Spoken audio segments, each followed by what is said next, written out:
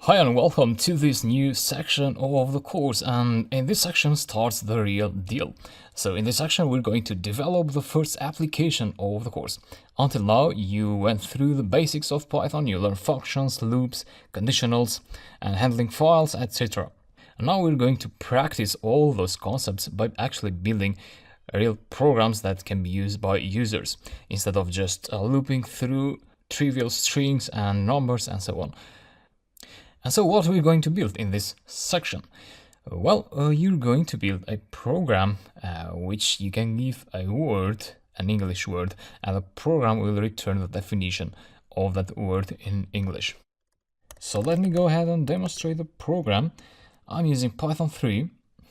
app1.py is a script. So the program asks you to enter a word which you want a definition for. For instance, let's say mountain. And so you get the definition for mountain, and in this case it happens to have two definitions. So a mountain is a feature of the Earth's surface that rises high above the base. And also mountain has another meaning, which is a great number of large amount of things not placed in a pile. Anyway, there are words who have only one meaning, like mathematics, I hope, yeah.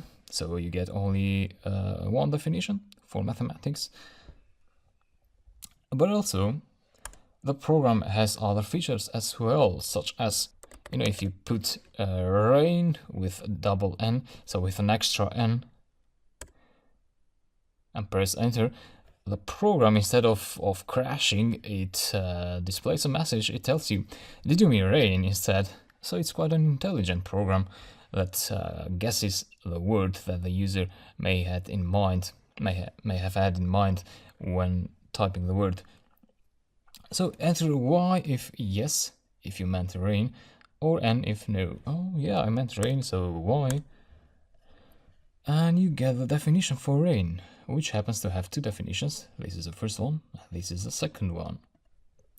The program also, if you enter a very random word that doesn't have any meaning like that, you get the message the word doesn't exist, please double check it, because the program cannot find a similar word to this.